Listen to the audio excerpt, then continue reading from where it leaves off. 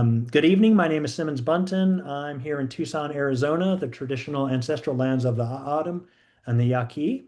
Thank you for joining us for Terrain.org's reading this evening, featuring Katherine Larson, Andrew Furman, and Dorsía Smith Silva. Thanks also for spending your first Monday evening of autumn with us, I think, right? Yeah, Elizabeth, first Monday evening of autumn. Thank you. Okay. Again, my name is Simmons Bunton, and it's my pleasure to welcome you and then turn the evening festivities over to Elizabeth Dodd, who will take it from there. After the reading, as we mentioned, we'll be sure to leave time for Q&A, so feel free to post your questions in chat or hold them until after the reading, either way. If your connection becomes slow, you may want to turn off your video. In all cases, please remain muted, though you are welcome to post your questions and other positive feedback during the chat. We are recording this reading and we'll make it available from the terrain.org website as well as our YouTube channel shortly. Okay, a couple quick announcements for you before we get into our amazing readers this evening. First, our fourth annual Sowell Emerging Writers Prize submission window is now open. I'm going to admit somebody real quick. This year, we are accepting nonfiction manuscripts by writers who have published no more than one book. The submission fee is $25, and the prize is publication by Texas Tech University Press, plus $1,000, as well as a 1 or 2 week residency at the Lopez Cottage on the Mackenzie River in Central Oregon, plus $1,000 toward travel expenses courtesy of the Spring Creek Project at Oregon State University. Learn more and submit on or before November 15th at this link. Yay. So we're really excited to partner with Texas Tech University Press and the Sowell collection on that. It's pretty exciting. Oop, a few more folks to admit. Here we go. Okay. So again, the Sowell Emerging Writers Prize is open until November 15th, until and through midnight or 11:59 p.m.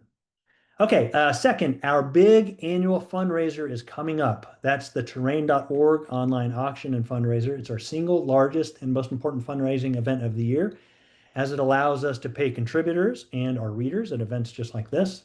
The dates this year will be December 2nd through 16th.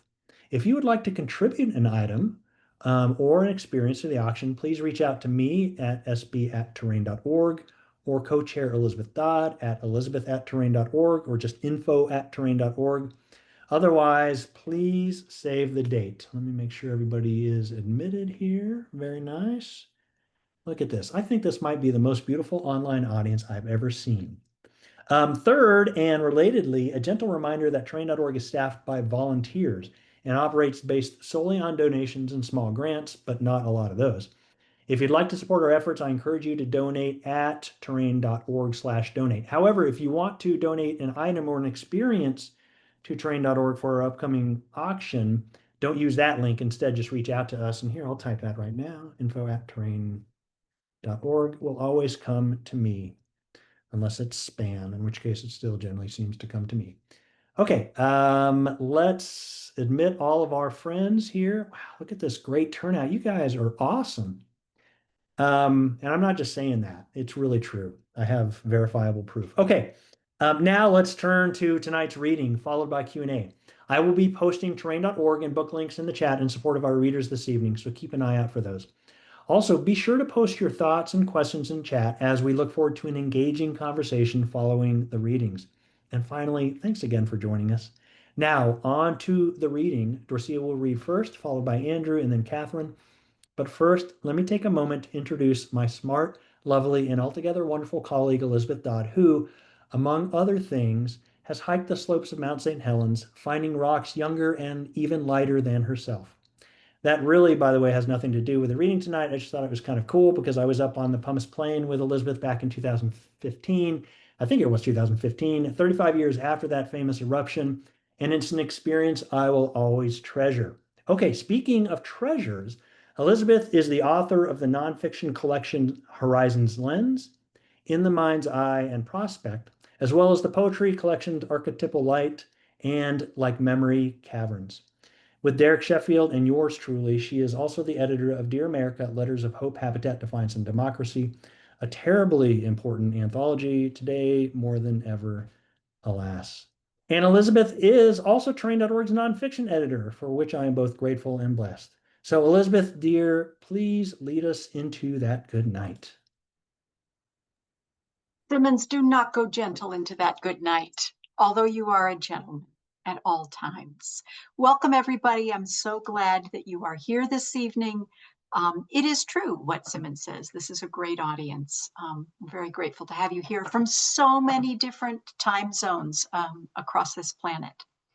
I'm coming to you from the tallgrass country of eastern Kansas, which is the ancestral home of several Native peoples, including the Osage and the Kaw. Kansas is currently home to 4 federally recognized Native nations: the Prairie Band Potawatomi, the Kickapoo Tribe of Kansas, the Iowa Tribe of Kansas and Nebraska, and the Sac and Fox Nation of Missouri in both Kansas and Nebraska. And I am delighted to be introducing our readers this evening. We're going to begin with Dorsía Smith Silva. She is the author of In Inheritance of Drowning from Cavern Press in 2024, which was a category finalist for the National Indie Excellence Award, the Eric Hoffer Award, the Whirling Prize, and the Da Vinci Eye Award. She is a poetry editor at the wonderful journal The Hopper and a full professor of English at the University of Puerto Rico, Rio Piedras, where she has a number of very dedicated students. Literary Hub, Poets.org, and the Los Angeles Review have published her work, and she has received fellowships and scholarships from Breadloaf and the Martha's Vineyard Institute of Creative Writing. Dorsía is the author of Good Girl, editor of Latina Chicana Mothering, and the co-editor of 7 additional books. Looking to increase the visibility of poetry by BIPOC authors, she is the creator of the Smith Silva Challenge, which is a reading challenge that highlights poetry books by BIPOC authors. She has a PhD in Caribbean literature and language, and she is going to read to us. Will you please get started? Thank you so much for that wonderful introduction, Elizabeth. And thank you so much, everybody, Simmons, everybody at Terrain for having me. And I look forward to Andrew and Catherine's reading as well. It's just a wonderful moment this evening. I'm going to be reading some poems now from my book, In Inheritance of Drowning. The book centers Hurricane Maria and Puerto Rico. It also looks at the racial, social, and political injustices that are happening right now in the United States. So the first poem is a hurricane poem. And right now we're in hurricane season. My heart goes out to Bermuda, everybody on the East Coast of the United States, with this awful, 2 hurricanes that are just kind of, thrashing about. But this particular poem, it opens the book and it makes me think what would happen if people took climate change, environmental factors, and so many issues seriously. What would we really be thinking about with hurricane season? It's called What the Poet is Supposed to Write About a Hurricane. What the poet is supposed to write about a hurricane should be skylights of horror, not skip rocks of beauty in walls of wind, affixed to the puzzle pieces of the vortex eye, spinning like a lost continent soul. How the lively whip should stun the mouths of gravity, hissing without hesitation, engulfing the stench of uprooted dirt and grass. The poet is supposed to decode the stanzas, shudder the name Maria into frail syllables, to wish a hurricane a fast and gritty death, not say its stubborn slow dances, held intoxicating possibilities and mysteries. The next poem I'm going to read is called My Grandmother's Photo. It really centers what happens after a hurricane. We know that Hurricane Maria was very devastating for Puerto Rico. Thousands died. We also have to think of what gets lost that is irreplaceable after a hurricane. So this is called My Grandmother's Photo. It's one of those poems about the mementos that we lose after natural disasters. My Grandmother's Photo.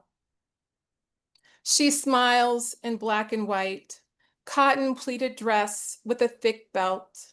showing her newlywed 25-inch waist, a size 4, long before the folds of stretched skin from 3 children. Her ebony hair hangs in shiny cascading ringlets, held by a slip of red ribbon and crystal combs. Her hand is wrapped tightly around my grandfather's, new gold branding their fingers, paid for by the weight of dirt and hot dawn mornings. With just one day, the rain washes out my grandmother's body and makes her a false whisper upon inspection. Brown dots replace her smile, and her hands are swallowed by dark spirals and bubbles. The thin edges fall into wrinkled tatters, sprinkles of paper breaking faster from sheets of water. The wind pushes her cracked and rearranged beside an overturned car, like a new broken flower in the grave.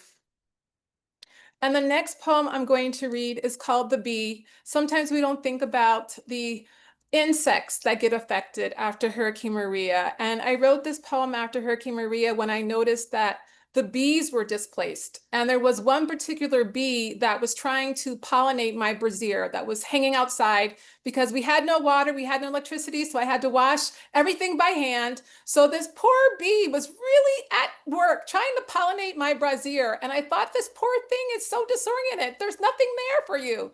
And so my heart just went out to it. So I wrote this poem after that. And I want to just make a quick announcement that the poem, The Bee, in addition to being in my book, it's also in this wonderful anthology. Can you see that?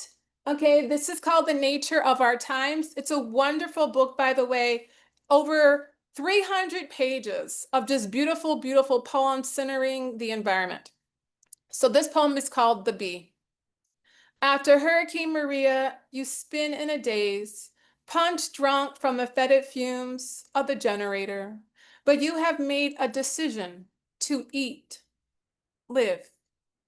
You leap onto a dark tan bra that is flapping wildly on the clothesline, eager to gather something sweet and bring it to the surface. And yet there is nothing there but a bare circle of cotton. You wonder how the hurricane galloped away with the flowers, triggering a vanishing act. Well, where is the magician's wand to bring back the canopy of blossoms? It must be in the wind of loss, along with the why and because. There is no way to tell you about the aftermath's slow cruelty. It is a tale that claws cell by cell, leaving wings to litter this earth.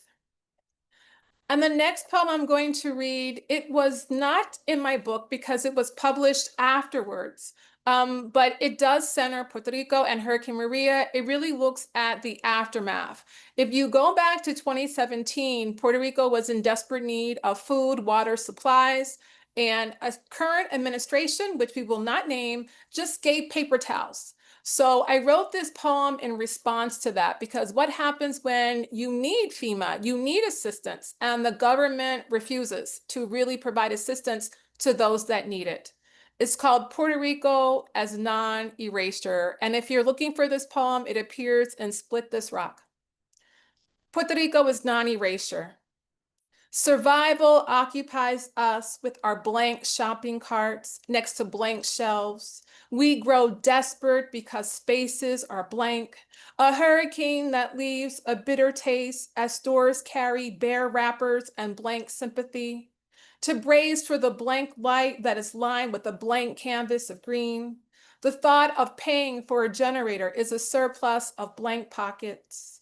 Our unfinished wishes roll from our lips like blank blessings that wait for air. We already know the point blank news. It is hurricane season. A map to bare knuckle Puerto Rico, how grief piles on top of itself.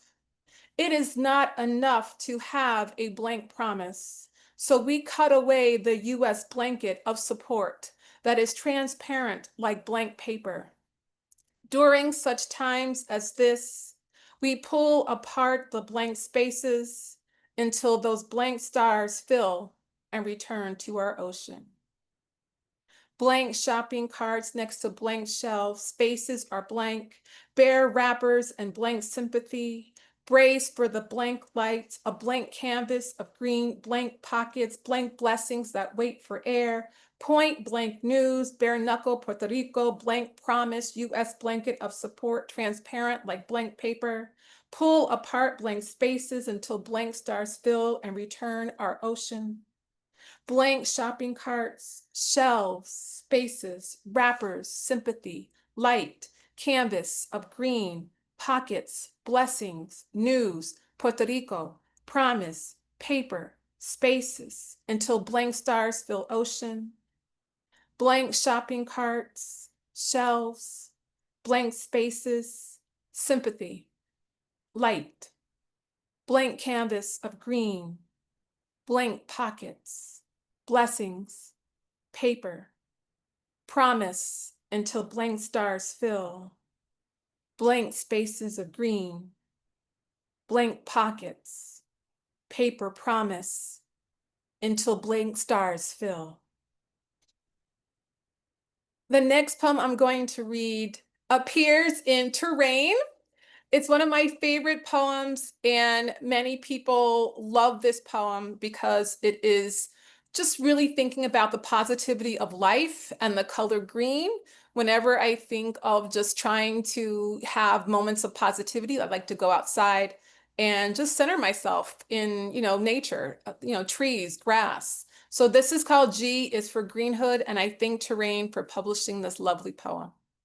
G is for greenhood, for spring sitting on my shoulders, then fastening to eye level, chanteuse gladiola spinning, bowing in the distance, sense of green greeting until earth gets it right, green that I can't keep to myself. Say, green belongs within reach, like an extract of the sepal outside of the flower body. You wouldn't recognize me when I cradle green, for fear of it becoming worn in many places. Even when morning lurks upside down, green, not this green, never hurts. Ask the taracos giving off green among drizzled leaves. Ask the grasshoppers that throw themselves against grass because it glistens. Ask wet green in my blood that hasn't forgotten spared green across homeland, where your green overlaps with mine. And I think I have time for one more. Is that right, Elizabeth? One more? Okay, so I'm going to end with another positive poem and with positivity. So much is going on in the world, so it's nice to kind of think about something positive. And again, this is a green poem, and you can find it also online. It's called I Pause to Give Gratitude to Green. I pause to give gratitude to green, green that breathes across sky's steel birdcage, green after what hurricane season can muster. It gives me a sign of hope like garden senate staircase collecting sunlight. Whenever I come closer to the teeth of desperation, every evening sitting in the tunnels of gray violence, cars rotating to spiral highways, green messages, remember me. Here, here, here. Green glows like a future's life invitation. I call out like my mother in the doorway. Won't you stay for supper? Take a place right next to me. Thank you so much.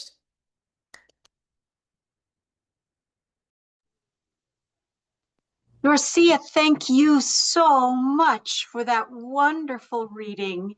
And what a terrific audience, so attentive and so interactive. I don't think I've ever been to such an online reading that transcends its virtual environs, as well as this one. So fantastic, thank you. We have two more treats coming up, and next will be Andrew Furman. Andy, if I may, is a professor of English at Florida Atlantic University and teaches in its MFA program in creative writing. His fiction and creative nonfiction frequently engage with the Florida outdoors, but he's also written about Maine, Jewish identity, basketball, lighthouses, swimming, and cast iron cookware. His essays and stories have appeared in publications such as Prairie Schooner, Oxford American, the Southern Review, Santa Monica Review, Ecotone, Willow Springs, Poets and Writers, Terrain.org, Flyway, and the Florida Review. He's the author most recently of the environmental memoir of Slash Pines and Manatees, a highly selective field guide to my suburban wilderness, from University Press of Florida, and The World That We Are from Regal House Publishing. Others of his books include Jewfish from Little Curlew Press, Goldens Are Here from Green Writers Press, and Bitten, My Unexpected Love Affair with Florida. This was named a finalist for the Asley Environmental Book Award. He lives in South Florida with his family. And Andy, will you please read to us? Absolutely. Although I don't know if I want to follow Dorsía after that. But it's great to be here with Dorsía and Katherine, especially. And also, I'd like to thank you, Elizabeth, and Simmons for all the support of my work that you've given me over the years. Probably isn't an overstatement to say that the book that we just talked about, this book, the nonfiction book I just published in March, might not have been published if I didn't have the encouragement of the publications in Terrain. So thank you. And I also want to thank the audience. I want to give a special shout out to my friend Dave Keplinger from graduate school, who's in Rome right now at 3 a.m, I think. Anyway, so I'm going to read from, I think I saw Fox come up there, but I'm going to read from The Problem with Pretty Birds. That was in terrain.org. It's one of the first essays that was published that appears in the collection. And one reason I'm reading it is that it's set in late September and it's about painted buntings. And this is the time when I'm waiting for my first painted bunting, and that's what's happening here. So it'll be about 10 minutes. I'm just going to read selections from it. Oh, and I have to wear these funny glasses because I have an eye issue, and I'm not supposed to read with my right eye, but I'm not going to read in a pirate's voice. Sorry. Okay, The Problem with Pretty Birds. The problem with pretty birds is that they are so hard to ignore. There we were in our breakfast nook, my wife and I, assailing each other over our oatmeal with our respective workplace obligations, which ought to excuse us from competing childcare duties this afternoon. We hurled the important words of our important professions like stones across the breakfast table.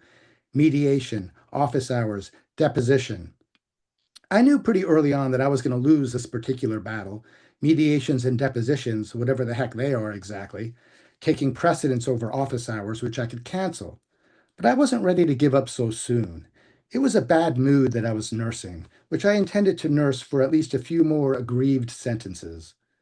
But then a painter's palette with wings over my wife's shoulder flashed against the sun outside the glass door, uttering silent sentences of its own.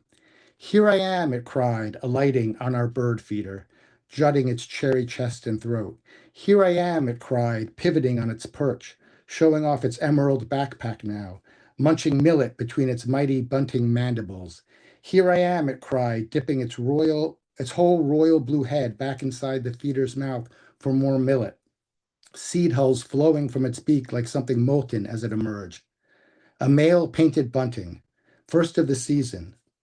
Around this time each year, late September, these birds abandon their twiggy, grassy, leafy, cobwebby, horsehairy, and rootletty nests in North Florida, the Carolinas, and Georgia, and stay with us in the warmer subtropics until mid-April or so. So we've sort of been expecting him, yet not now, in the middle of our domestic spat.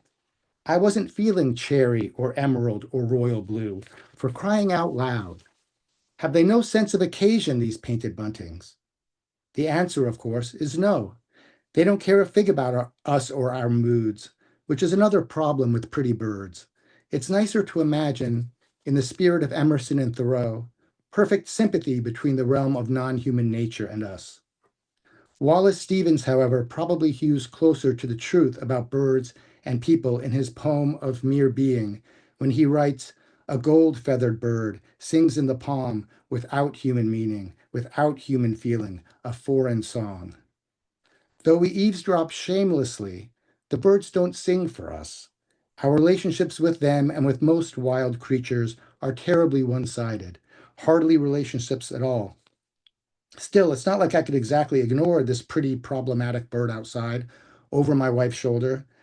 "There's a painted bunting at the feeder," I said sharply, joylessly, as if to say, "I'm angry at you," which is what my wife might actually have heard as she continued, "You know, I can't cancel my mediation. My clients are flying in from Omaha.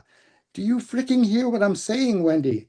I had the sense anyway to constrict my voice through my windpipe to spare our 4-year-old from hearing these curses from the family room. "It's a gosh darn painted bunting at the feeder, for Christ's sake." "A male?" Wendy asked, nonplussed, finally hearing the key words through my ludicrous tone. She pivoted in her seat, glanced over her shoulder out the glass door. "Oh, he's so pretty," she said, as if to say, "Oh, he's so pretty," adjusting more seamlessly than I was able or willing to adjust to the morning's shiny new terms. The thing is, it's not merely pretty, the painted bunting. It's outlandishly, ludicrously, ridiculously pretty. The most gaudily colored North American songbird, Roger Torrey Peterson writes, nonpareil, the French name for the bird, without equal. Its blue head somehow bluer than blue. Its green back electric, opines Peterson. The chest and neck not a mere red or even cherry quite. Vermilion, rather, smacks closer to the truth. And all three of these colors on the same small bird. Colors so vibrant that the winged creatures do seem electrically enhanced. A Christmas light bird. "Look here," male buntings seem to say, "this is what blue and green and red ought to look like." Hard to fathom that such a bird has evolved over millennia, existed and exists alongside scruffier sparrows and finches and flycatchers in North America, alongside scruffier us. A male painted bunting makes you wonder, if you're the wondering type, why this particular improbable animal form? Why these bold contrasts in hue? Why emerald green here, royal blue there, vermilion here? More ordinary, extraordinary curiosities arise while you're in a thinking mood. This beak, these wings, these spindly legs and tiny claws, what strange and wondrous forces issue such a creature into being? 5 females at the feeder now, and still the single male. His harem? Why is it, I wondered, that we always see so many females and so few males each year? Male painted buntings don't cultivate harems, evidently. They're mostly monogamous. Like people, I guess. Both the male and female search out potential nesting sites hidden within dense foliage 4 or 5 feet off the ground, sometimes lower, sometimes higher. The female gathers material for their twiggy, grassy, leafy, cobwebby, horsehairy, and rootlety nests, mesquite and elm and osage orange and greenbrier and oak and Spanish moss. She builds the nest alone. But don't decry the laziness of husbands. He has plenty on his plate. Principally, he defends their turf with great tenacity, showcasing for rival males an exhaustive menu of displays. Upright display, bow display, flutter up display, wing quiver display, butterfly display. Should such posturing fail, he attacks the intruder, dive bombing and nipping and pecking. He'll yank out whole feathers between his mighty bunting mandibles. Again, the behavior of birds, even pretty birds, especially pretty birds, often belies their loveliness. It's a jungle out there. They can't afford to be kind to competitors. Enough maybe that they're kind to their mates. The female lays 3 or 4 small bluish eggs, speckled with brown and gray. The eggs hatch in less than 2 weeks. She deposits all manner of buggy food into the ever-gaping maws of the chicks. Grasshoppers, weevils, beetles, wasps, spiders, snails, caterpillars, and flies. Unlike most birds, less amorous birds, painted buntings raise as many as 3 broods per season. Once the female renests, the male will feed their fledged chicks. Yes, it seems to me that painted buntings have pretty much figured out their love business. So brave, these gaudy lit up birds, who might have donned drab sparrow colors, but chose a more passionate route. Life, life, life. painted buntings cry with their emerald backpacks, with their flutter-up displays, with their dive bombing and nipping and pecking, with their cobwebby nests, and perhaps most of all, with their sweet, continuous warble. John Keats, who would die of tuberculosis at 25, gleaned in birdsong the indomitable life force of which he was sorely deprived. Thou wast not born for death, immortal bird, he writes in Ode to a Nightingale. In reality, most birds, painted buntings included, live very short lives. David Foster Wallace's more earthbound prose passage in his book, The Pale King, I referenced that earlier, but he imagines that birds, when they're tweeting so beautifully, might really be saying, I'll kill you, I'll kill you, I'll kill you. Offers a corrective of sorts to Keats's unbridled romanticism. Yet I find that my mind seeks out a space somewhere between the romantic and the real when birds flit across my field of view. I'm not willing to give up the notion that these few ounces of feathers and bone and flesh, as Keats's ode suggests, epitomize life lived full bore. The problem with pretty birds is that they constantly put me to shame with their bravery, their unwavering self-assuredness, their moxie, their lives lived full bore. Self-doubt doesn't seem to be a very big thing with them. We're never single-minded, unperplexed, like migratory birds, the poet Rilke writes. I'll cut to the end here.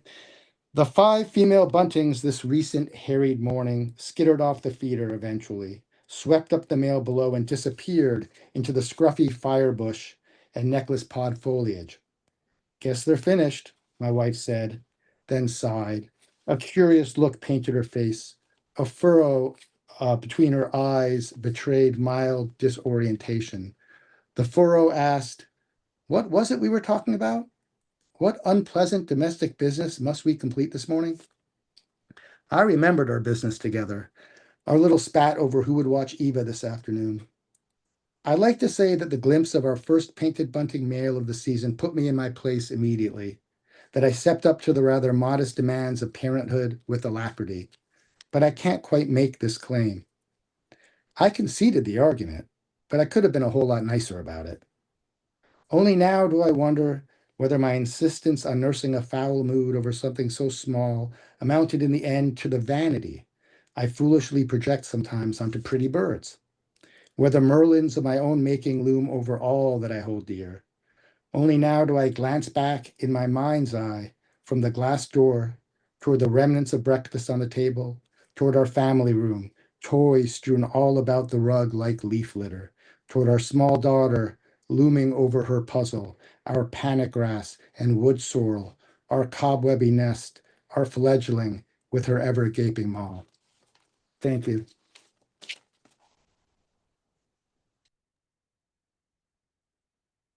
Thank you, Andy. I'm not sure I could have stood listening to that with the pirate voice, but I loved hearing it in your voice. Thank you so much for reading that marvelous essay to us. We're going to turn now to our third and final writer, Katherine Larson. Katherine is the author of Radial Symmetry from Yale University Press, winner of the Yale Younger Poets Prize.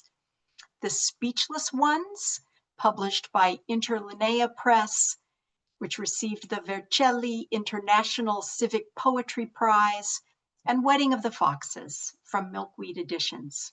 Her honors include a Ruth Lilly Fellowship, the Larry Levis Reading Prize, a Kate Tufts Discovery Award, an Arizona Commission on the Arts Research and Development Grant, and the Foreword Indies Gold Medal in Poetry. She's active with organizations and artists dedicated to conservation and environmental education in both the Sonoran Desert and the Upper Gulf of California. Katherine, please read to us. Thank you so much for that lovely introduction. And so many wonderful faces. I'm so happy to see you here. Thank you so much for coming. I have to say that I'm very, very grateful to Simmons Bunton and Elizabeth Dodd because terrain.org has been just an incredible, inspiring literary place for both myself and many colleagues and students. So thank you so much for the work that you do. And what an extra special pleasure to hear you, Dorsía and Andrew, speak tonight. It's really an honor to be able to share this space with you. I also want to give a shout out to my dear friend Akiko Sekihado, who's coming to us from Japan, for all of the work that she did, painstakingly checking details and even helping me with pronunciation and all kinds of things for the sake of this book. So thank you for being here. Wedding of the Foxes was written in a time of rupture and recalibration during the pandemic and its aftermath, as both personal and planetary losses accumulated. It's a book about invisible things, relationships that often go unnoticed between people, between species, between the living and dying world. It asks what we fail to see and why. What voices, human and more than human, are left out of the stories we tell, and how we might begin to notice more, to listen more deeply. It's a book woven of Japanese literature, motherhood, ecological grief, the sixth extinction, and a preoccupation with erasure, not just what's vanishing, but how silence itself works in language, memory, and the body. It's also a book about fracture and repair, about quiet forms of resistance and resilience that emerge not in spite of what's broken, but through it and sometimes because of it. So I'm just going to read to you two pieces. The book is really composed of a set of lyric essays that they're third-person braided lyric essays that are kind of sprawling. So I'm going to read you a little bit of the essay that Terrain so graciously published called Kintsugi, Art of Repair. And then the other essays are composed of 7, they're sort of epistolary essays, written to 7 Japanese women writers that, for the most part, have been very underrepresented as a kind of homage to their work and recognition of their work. So this is Kintsugi, Art of Repair. And I should say that for these braided lyric essays, if you're not familiar with the form, they sort of accrete in fragments and they often move between several different threads. So we'll be toggling back and forth between several places. And one of those places was a place that I spent time with in Mexico when I lived at a field station there, and was basically their environmental education coordinator. So I got to do really fun things like give public natural history talks, and I got to take groups out to the tide pools and estuaries and the Pinacate Biosphere Reserve. So we'll read about that here. Kintsugi, Art of Repair. The story begins with a tea bowl that was shattered. When 15th century shogun Ashikaga Yoshimasa sent his beloved broken tea bowl away to be repaired, he was disappointed to find the tea bowl returned with mended seams of ugly metal staples. According to historians, it was more than disappointment. He found the solution unacceptable. I'm not trying to be difficult, the sunburnt teenager squinted, standing in front of the juvenile fin whale skeleton. But I just don't see why it matters. She looked at the teenager, a ponytailed brunette chewing a hangnail. The heat was ferocious. The tiny creases of her eyelids stung with sweat. This was at the end of the free natural history talk she gave on Sundays at the field station in the northern Gulf of Mexico, after she'd explained the homologous structures of the whale flipper and human arm. Look here, she gestured to the wooden paddle fixed on the side of the fin whale rib cage, its arches towering above her head. See how alike they are. The whale phalanges, struck through with metal pins, were strewn against the salt, swollen wood like a cupful of dice. Ashikaga challenged his craftsmen to find a new form of restoration. So they pulled out the staples, painstakingly mended the seams with layers of tree sap dusted with gold. In this talk, she'd been describing species that were threatened or endangered.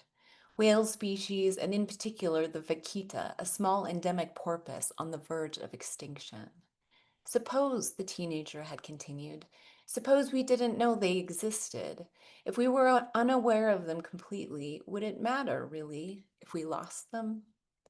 The teenager doesn't say this flippantly, but with a kind of bleary bewilderment.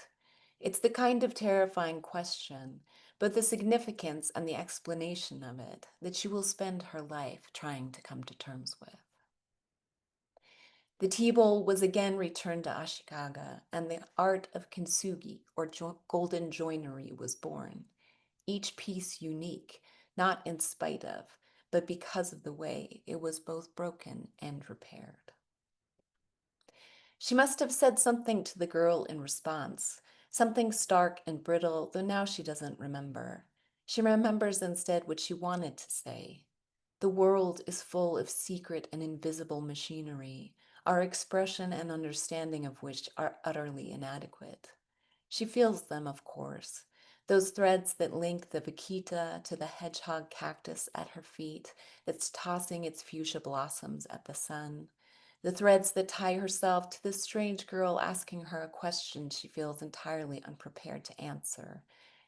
She's felt them tug at her since she was small. When she thinks of her time at the field station now, she remembers how she used to drag a thin sleeping mat out onto the porch to sleep, and of the picnic table that held the objects she used for her natural history talks, the fragile ones the children loved to stroke with their fingertips, the sea lion and bottle-nosed dolphin skulls, the seaweedish-looking egg cases of sharks and rays, the life-size model of the small porpoise that was quickly becoming a ghost. That particular sound of the palms that shook their fronds at night while the ocean chewed its way up and down the shore. The Sengoku period of Japan, when the art of kintsugi flourished, is noted as a time of near constant civil war and social and political upheaval. It was also marked by several devastating earthquakes. Japan straddles multiple fault lines with the densest seismic network in the world. Fractures are a part of its elemental substrate. Her friend HG is making plaster casts of estuary mud from the sea where they met, recording creatures that have passed, capturing transient marks that will be erased with the incoming tide. This feels to her an apt metaphor, that the change can be nearly imperceptible yet all-encompassing, how we may inhabit a new kind of being or expanse yet in a moment be brought back to selves that we have left behind or outright discarded. Like standing in a room of broken statuary, rows upon rows of frozen objects, some of them truncated, maimed, some of them still scraping their way across the floor. If we can't leave those selves behind, she thinks, how do we integrate them? She thinks about her own selves, the she that is the third-person excavator of memory's shifting constellations, the I that writes letters at night Japanese authors shall never meet. I'm going to just skip a little bit here. She remembers one day at the field station when a pickup truck pulled up. A Mexican government official had confiscated the carapaces of sea turtles. He didn't say from where. I didn't know where else to take them, he said. I thought you could use them to teach. She remembers what it felt like as she helped unload them from the truck. It was like standing there watching someone cut the throat of an elephant. There are 7 species of sea turtles. 6 are counted as threatened or endangered. Most of the carapaces were still spongy in places where they hadn't been scraped clean of meat. The smell of mute, rotting things, flies all around. Grief is a path to understanding, entangled, shared living and dying, Donna Haraway tells us. Human beings must grieve with, because we are in and of this fabric of undoing. Without sustained remembrance, we cannot learn to live with ghosts, and so cannot think. Sometimes, when the house is very quiet at night, empty of the sounds of young children, she thinks about the ghosts of things, the ghosts of previous selves, the future ghosts of birds. So that's just the first part of that kind of long, sprawling essay. And I'm going to read a shorter, shorter piece called Gardens. And this is for Shibaki Yoshiko. Dear Shibaki Yoshiko, these days I spend a lot of time in my backyard, digging rainwater basins, fertilizing citrus trees, watering the scrappy baby pomegranates. It's not yet a particularly beautiful backyard. There's a lot of bare dirt and sprawling cactus patches, and the kids like to dig holes and bury things, so the garden tools are often strewn about. But there's a giant eucalyptus complete with treehouse and a little drought-tolerant fruit tree orchard we've been coaxing to life. Sometimes I'll climb up and look at the moon from the treehouse, or I'll walk out and see that overnight the plum tree has burst into blossom on its largest branch, or that the baby desert tortoises have ventured out into the sunshine and are munching on a few desert willow flowers. Gardens are like Rube Goldberg machines with their sunlight and earthworms and leafcutter ants invisibly turning things over into soil and blossoms, fruit and butterfly chrysalises. It's the quietness of gardens that makes me think of your work. So after I've been outside for a while, I'll come back in and take out your teapot and make some tea. It's an old Kutani teapot, fragile, hand-painted with gold, where two women in intricately patterned lavender and rust-striped kimonos look out onto a misty garden. I love in your story Ripples when your narrator, Takako, who's busy caretaking her ailing mother, lets us glimpse her interior world. Lately, she'd gotten into the habit of dreaming the impossible whenever she felt overwhelmed by life or by her ties to other people. In the morning, for instance, when she opened her eyes and parted the curtains, she imagined she was living on the third floor of a large, comfortable apartment building with flowers on a sunlit terrace.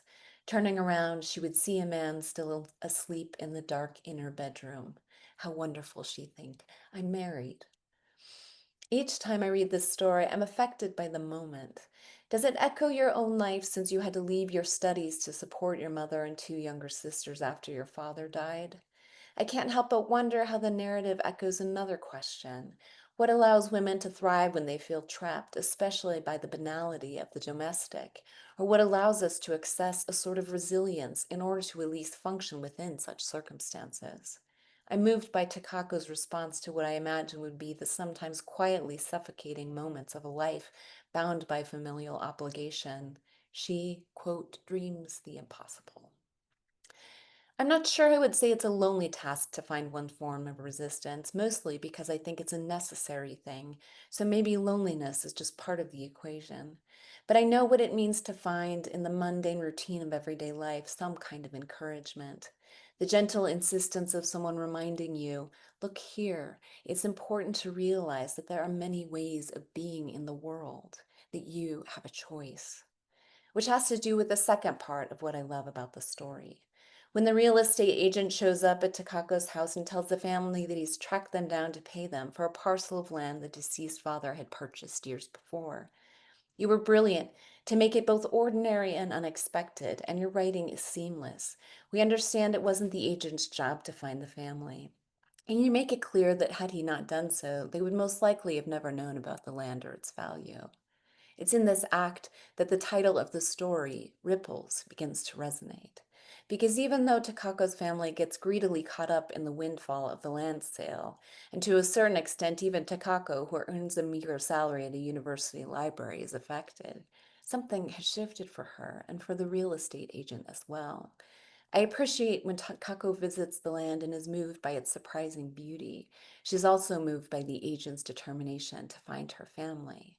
One of my favorite moments is when she visits his office to thank him.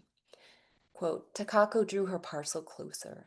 Ever since the agent had located her family, she'd been completely absorbed in selling the land, but now finally she was able to come and thank him. The gift was only a symbol of the gratitude that she alone seemed to feel. A look of surprise flitted across the man's face. Searching for someone for 3 months had been a remarkable experience, but he'd never expected any of them to make a courtesy call afterward. He gazed at the department store package that Takako handed over.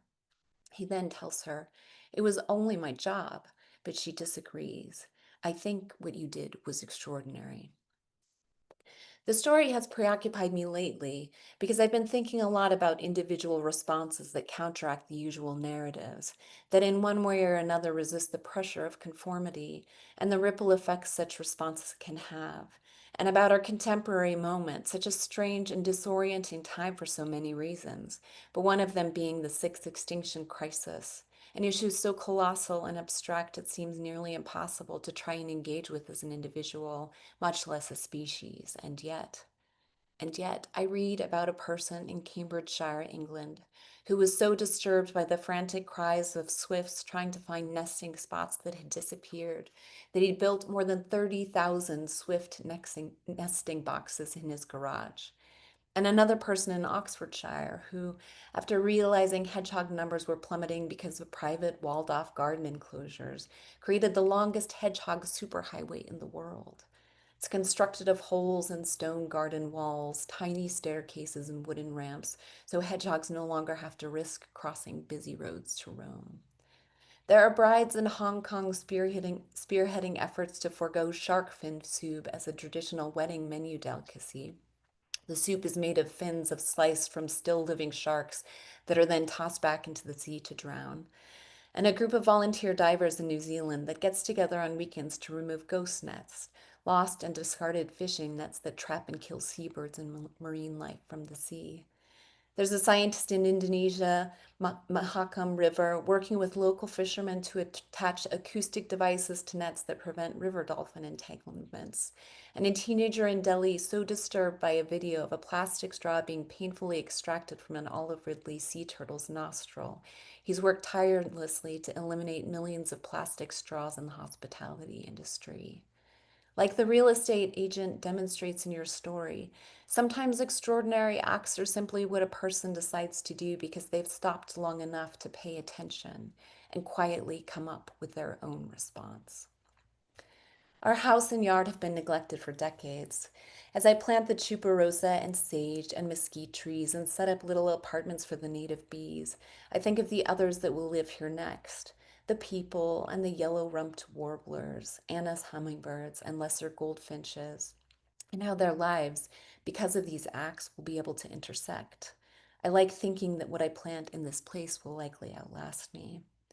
I'll pour some tea and think of how resistance can mean something as simple as generosity in ordinary circumstances, and how small acts can move through the lives of other beings in remarkable ways. I see it in that moment of the story before Takako leaves the agent's office. Quote, though thinking it was bad to keep a man away from his work, she decided to stay for a few more minutes. She would never see him again, and for her as for him, this moment seemed very precious. End quote. That last line was so quietly and unexpectedly moving. I felt its delicacy and how authentically it captured the supple spark of human connection. Even when I first saw the teapot sitting on a dusty shelf in the thrift store, it always seemed important to me that the two people were looking together at the garden, that whatever they were gazing at inside the mist, pond or orchard, complicated past or blurry future, could be shared, that perhaps one person's way of seeing could inspire the others. There's something else painted on the teapot, the moon in its various phases of its cycle and a whole host of tiny gold stars. Circling past the edges of the window, the women gaze from, as if they're saying, don't worry, when the sun's light fails, we'll stay here with you until you're ready to turn away, the gold of one star's light rippling each to another. With gratitude and admiration, Katherine.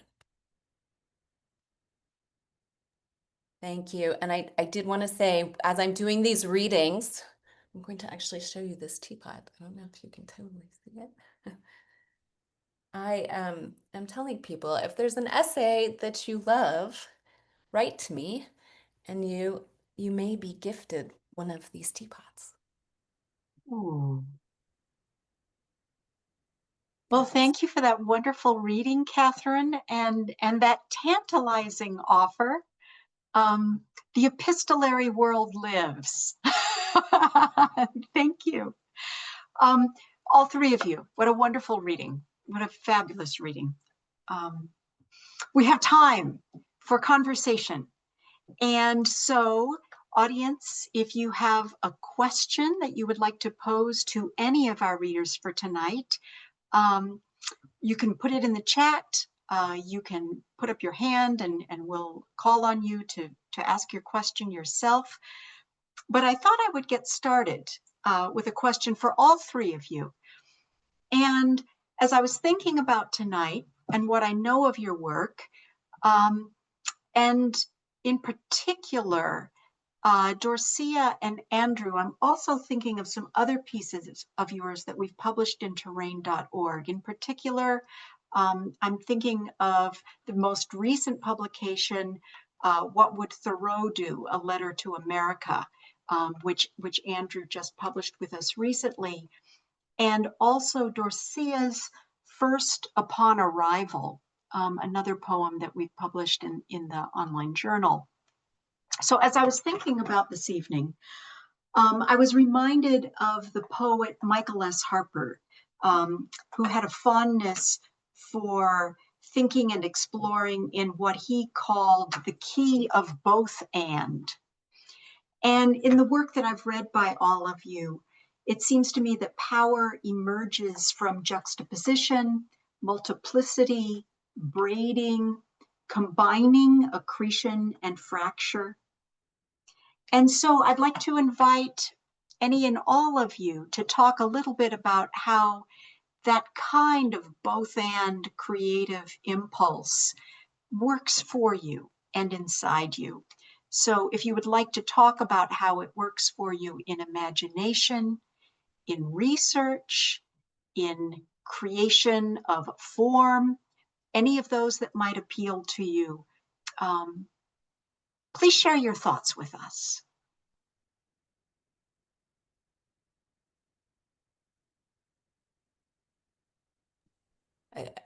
I'll go ahead because a lot of these essays that I have in this book are really composed in kind of fragments, and there's a Detroit Journal did a really lovely interview recently, and the interviewee, Celeste Lipkes, talked about the collection being like a bowerbirds sort of bower, like a collection of pieces. And I think for me, it was so important. I started writing this book at a time when there was a lot of upheaval. And I think that there was a lot of feeling of apathy and helplessness. And I kept thinking, what are the small pieces? What are the small pieces put together that can actually repair? What are the pieces that together sort of speak? And I think too, there's a really generative kind of leap that happens when you take very disparate things and then try and find a way to make them connect to one another. And so a lot of the braided lyric essays are really about that, about choosing different pieces and then trying to see how they were in conversation. So I hope that answers your question a little bit about a little bit of the process. Yeah, Oh, wonderful. Yeah, wonderful thoughts. I'll hop in if you don't want to, Dorsey. Yeah, I feel like you know a little bit more about the both and what's going on there, Elizabeth, than I do. But since you're referencing that Thoreau piece, I think I have an angle on something that that's engaged me in terms of dichotomy, in terms of seeing nature as a place that's outside of us. Like one of the breakthrough moments I had in the book and all these essays was really when I read like a Mary Oliver. I was reading Mary Oliver's book about owls, and then there's one, and she's listening to owls outside her study window. In that, it's actually prose. It's an essay, and she feels so alienated from nature, and then she thinks, the world in which the owl is endlessly hungry and endlessly on the hunt is the same world in which I live. There's only one world. And that sort of, to me, sort of broke down that feeling that nature was just nature as escape, that nature is this other thing, and that society is somehow different than nature. So all my, and so basically I think it's all related. And so in that Thoreau piece that I wrote, I think often people think of Thoreau as being this sort of nature guy who was alienated from society, but he was really looking, I feel, looking toward nature for instruction, for I was thinking of the line that Catherine read that I even wrote, that there are many ways of being in the world. And I think Thoreau was always trying to figure out a way of being in the world. And nature for him ultimately, I don't think was an escape. It was how he oriented himself to respond to political crises. And so that's how I see both sides of the dichotomy, that I see them as not a dichotomy, I guess. So I'm always looking to when I'm in nature, I'm thinking about my family. And when my family, I'm thinking of nature, it's all connected. And that's how it takes the form of my essays too. They're all connected. Yeah, that's about as good as I could do with that one. No, that's terrific. Thank you. And if people don't know that letter to America, Simmons has helpfully put it in the chat, and I commend it to you as well. I can Dorsía? jump in now. Well, when I write, I think it's really important, especially for poets. You're thinking of the form sometimes, and you also may think of like your theme and your ideas. And I think it's important that the form doesn't have to just, overpower your theme. They can mesh together. And then when I'm thinking of the natural world, especially with Puerto Rico, it's so hard to separate the natural world from this colonial relationship that Puerto Rico has with the United States. So then, everyone always says, whatever you write is always political. So even if it's like a poem about nature, it's still going to be political. And for Hurricane Maria, it was definitely the case because of the aftermath. You have such a lackluster response from the United States, with aid. You had people that had to move and migrate, people that got pushed out. So then it's layers upon layers of themes. And then so you're wondering, like, how can I put all that into different forms? And that's what manifested itself in Inheritance of Drowning. I took all those different themes and different parts and just put them. So it's not only, the grandmother that, your person that loses the grandmother's photo, it's also people that had to leave Puerto Rico, that got pushed out, have to migrate. It's also looking at people that unfortunately lost their lives. It's also looking at this relationship, as I mentioned, this colonial relationship, where you're wondering, why are we in this situation? And after Hurricane Maria, it's more debt. It's looking at resources. Where are they? They're scattered, or they're just not there. So I really wanted all these different aspects to be throughout the book. And one way that I did that, so that I just wouldn't be too heavy-handed, was using different forms. So that way, when the reader would come to the book and the page, they would say, okay, this is this theme, but it's presented in a different way. So that when you look at the page, the white space, visually, I think it's also appealing to the eye. Thank you. Who else would like to chat with our authors?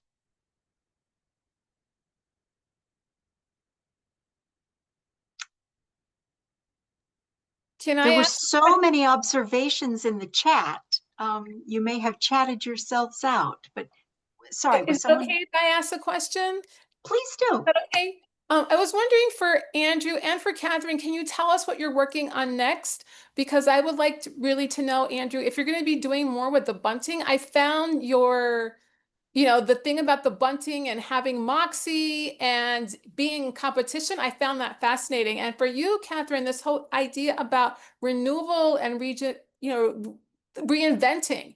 so I'm wondering, like, what are you working on next that you can tell, to us, so that we can follow your path? Well, it's funny that you mentioned that about about the bunting, because I actually weirdly have a pretty good answer for you. That I'm actually working on a novel, so I'm sort of fictionalizing the buntings that involve a middle-aged daughter and her dying father who go birding in America to really look for a flock of buntings, essentially. So I'm working more with birds, but in the fictional, I kind of go back and forth between fiction and nonfiction, and not with any kind of plan, but it's just sort of how it happens. And so I guess when I feel like I want to fictionalize, and I turn to fiction. But yeah, I'm totally still really into the birds, and I'm working on a novel manuscript that's all about birding and migration, and both literally and figuratively in this sort of climate crisis. So that's what I'm doing. I hope it becomes something, and I'll let you know. That's such a great question, Dorcia, and I would like to know once I answer this too. It's such a great question for you as well. I'd love to hear. For as myself, I have a couple different projects. Probably the one I'm most excited about right now is a book written in the Haibun form. And it's a book about, it sort of crosses phenology, which is more of the study of sort of cyclical variations in nature and cyclical patterns, and how they've been disrupted by climate change. And then also unfinished pieces of art. So it's a weird hybrid of things as I usually work on, but that's what I'm working on that I'm liking now. How about you? Oh, but is your art going to be in the book? No, it's not actually. But I'm working with biographies of artists, Oh, so okay. visual artists. Yeah. Yeah, but that sounds fascinating. Please let us know how that goes. And the same thing for you, Angie, with the bunting. The descriptions are fascinating. I'm working on a follow-up to An Inheritance of Drowning.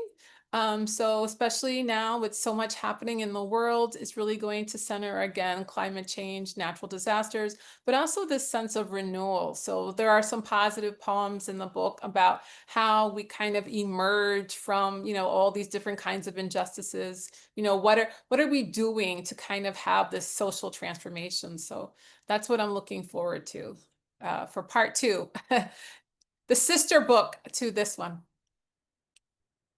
We have a couple of questions that have come into the chat.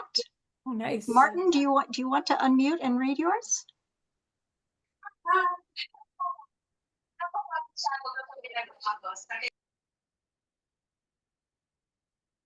Or I will. How many other book ideas arise during the writing process? And how do you keep them cleanly cut from merging into your current works in progress? I mean to ask, how do you keep everything sorted? Anyone? I can jump in. I have different folders for different projects, and I have different, the folders are different colors. So that really helps me stay organized. Because sometimes it's like, oh, there's an essay that I'm writing that's, non-fictional, or there's, something like I'm co-editing another book. So all those different projects are going on simultaneously. So I have different folders. And for me, I'm a visual learner, so it has to be color coded. That way I know like what is urgent and what has to be done, with the utmost importance. But that's the only way that I can stay focused and organized, is by having different color folders.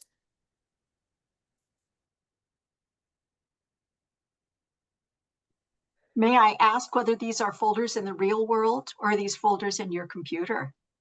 Oh my goodness, I'm old school. That just shows my age. It is hard copy. I'm so glad to hear it. I can't deal with things on my computer. I mean, I know we're living in the Google Doc and everything, so I do that for work. But for me, I deal with hard copy. I have to see the paper. I have to touch it. I have to see it. Being a visual learner, old school, I have to see it. I have to touch it. I have to know what's going on, and I have to see it literally in folders. And even when I'm doing the readings, I have everything printed on paper. And people always laugh. They're like, just read from your book. And I'm like, no, I have it on paper so that I can have, phonetically when to take a break, when to pause. And I said, I'm old school. So it just really also shows my age because I didn't grow up with computers. So for me, it's like paper never fails. I mean, it could get wet, but other than that, it never fails. Computers, damage, break. Paper has always saved me. I had paper too. Yes, I paper mean, rules. one thing I'll just mention in that, as part of that question, was how do you keep it from merging into your current works in progress? And I'll just say that I think there is a little bit of merging, and I don't think that's always a problem. I kind of like those moments where I feel there's some merge between, like, if it's, just as an example, like sargassum, as the seaweed or seaweed generally has a big part in my novel that's coming out in November, so keep a lookout for that. But then but that led me think about, I wasn't really through with seaweed, so that I'm working on something else, like a longer novel project that takes place in Florida that involves seaweed. So these things kind of, I think, what did Whitman say? Whoso is afraid of the merge? I'm not afraid of the merge. I'm all about the merge. Anyway, I'm scared about this two-part question somebody asked for me. I don't know. Yeah, Lisa, you want to pose your question? Well, Oh, it's did not that scary. Did we give Catherine a chance to Oh, answer? it's fine. It's a great question. I don't always think that you actually realize your obsessions while you're working on something and just how melded they are until later on as you're kind of sifting through work. So how I usually work is I'm also Dorsía and Andrew. I am also like a hard copy person. So I have like a dumping notebook that is just messy, just full of ideas, like little notes that I try and really keep updated. But then after that, when I'm moving into sort of finishing a project, I really tend to sort of work on one thing at a time and try and get it finished. I don't toggle back and forth between poetry and nonfiction very easily. So I just find that once I've kind of decided upon the project from that really messy space, then I move forward. But it's helpful to have that place where sort of everything can go. Thank you all. Lisa, do you want to pose that two-parter? Sure. I mean, the first part is just for Andrew. I'm wondering if you do write poetry at all. Oh, that's an easy one. I try. I always tell my students that they should try to write everything. And so I try to model that myself. And so every like 3 or 4 years, I will try to write a poem, and then I start off, and it seems like to me so great, and it just turns into a short story or not. I just can't do it. I don't know why. I have so many poetry colleagues who I admire, and I read and they write bird poems. I think, oh my God, I should be able to do this, but I just cannot do it. I don't. So no, I'm sorry. I don't write anything publishable, is what I should say. So that was an easy answer. Yeah. Kind of answers part of the second part, which is I really, listening with a poet's ear, I heard so much, not just this interesting accretion of narrative and imagery, but such an engaging modulation of the speed and the pacing. And I want to know, as a prose writer, how much you work by ear and how consciously you work by ear. Well, I do that. And I always tell my students too how important it is to read aloud. So I do, in that sense, I use a term like breath by breath. I think in prose too, it's important to write breath by breath. And it's one of the things I've noticed about my MFA students, and I've actually told them that often my best students in my fiction and nonfiction workshops are the poets, because the poets just tend to pay more attention to language. And then they migrate from poetry to prose, I think, a little easier than most prose writers, in my experience, have migrated to poetry. So yes, I really appreciate I take that as a really big compliment, Lisa. So I appreciate that, and I do write attentively that way, to sound and rhythm. Is it Roseville? Do you want to pose your question? Yes. Hello, good morning po from the Philippines. So I'm from the other side of the world. So I have a question here po, because I was listening with Mr. Andrew a while ago about the separation of nature. It's not really an escape. Well, I'm actually a living testimony on that, because here in Albay, in the Philippines, we are really vulnerable. Like we have typhoon, like September months is typhoon months, and every month you can have like 5, 3, 3, 5, 6 typhoons, and we cannot. We're trying to recover from one, and then another. There's one. So for me as a writer po, we are poetry is really a survival of language. It's not that I write because I just want to express on something, but it's like documenting a live experience. But of course, for me, it doesn't just end there, because it's like, what's the purpose of the poetry? It has something to have an intangible result out of what we do.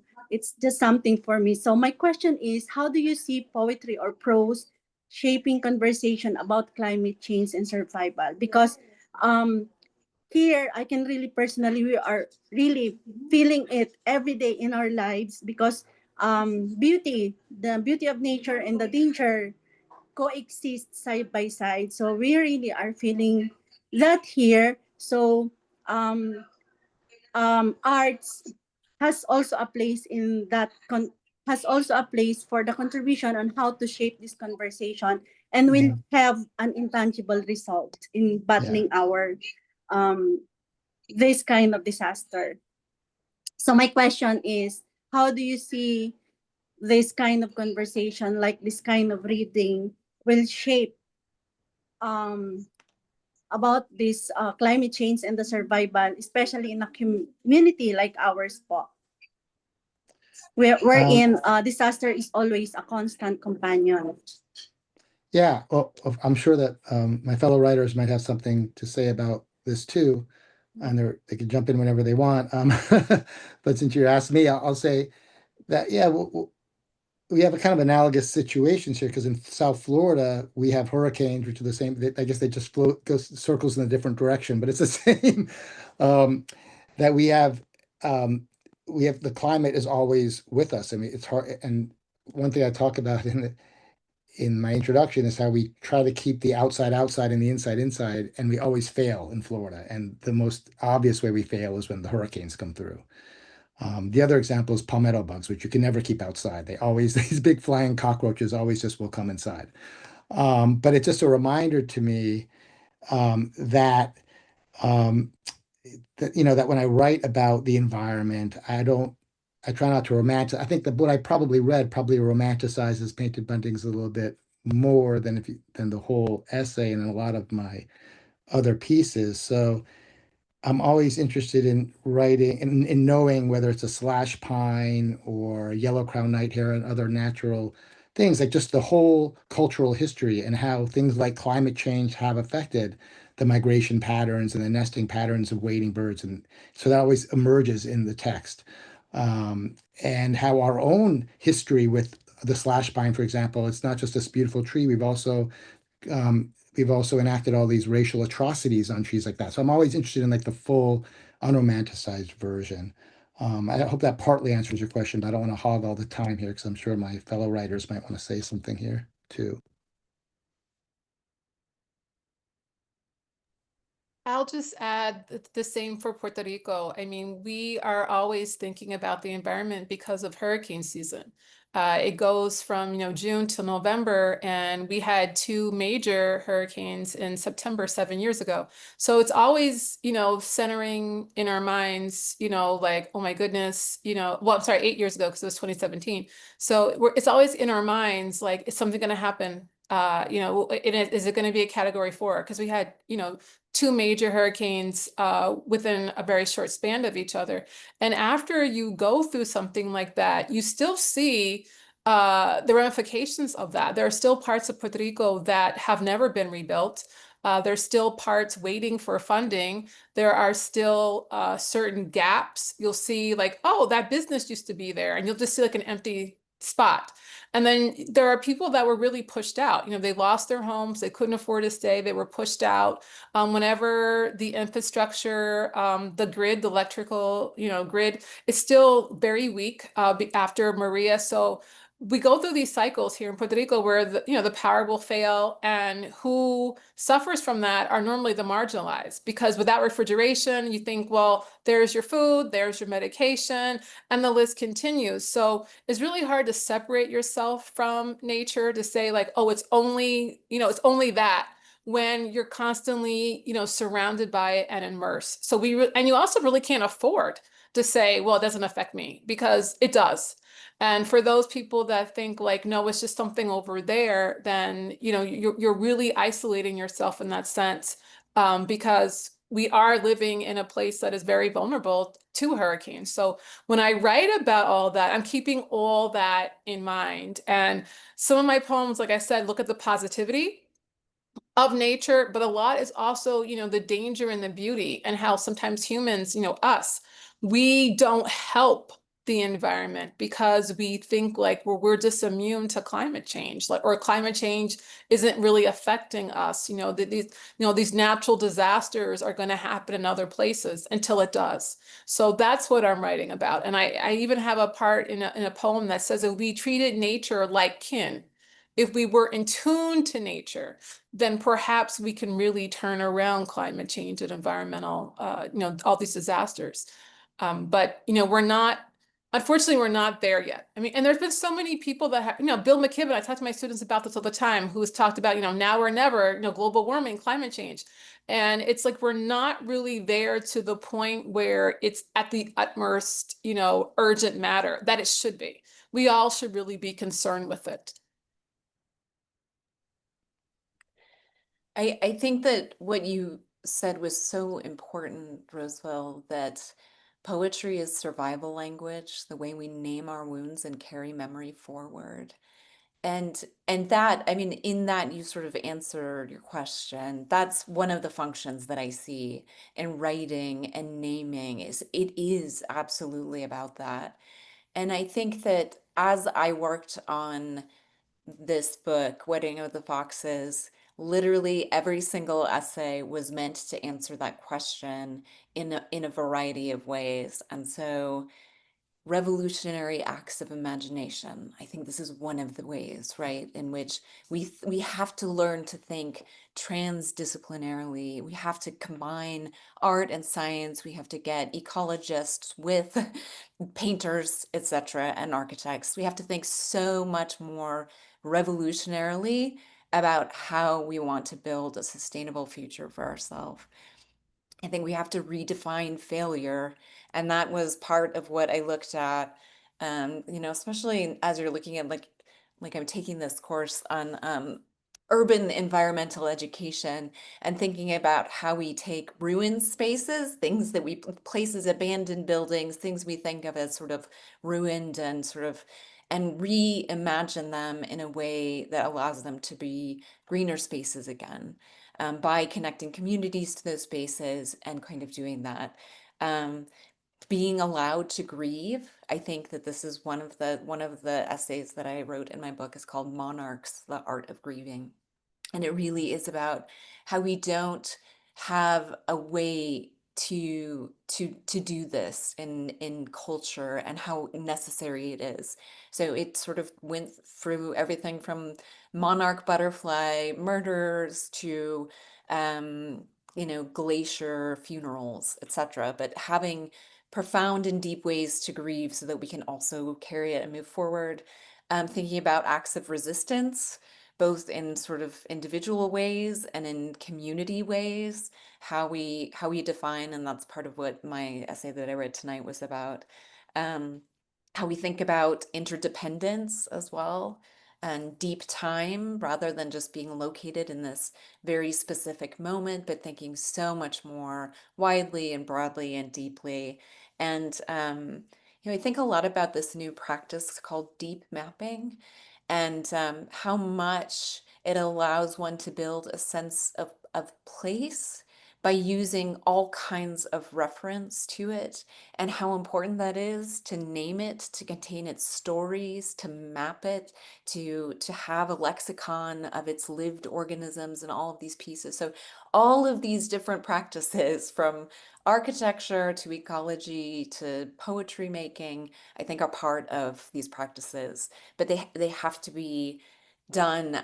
In my mind, I think radical community is one of the ways in which we do this, by speaking to each other in exactly this way about these ideas. I want to thank you all for this wonderful conversation. This has just enriched my day, my week, my month, and I'm sure that's true for everybody. Please, let's give our writers another round of applause.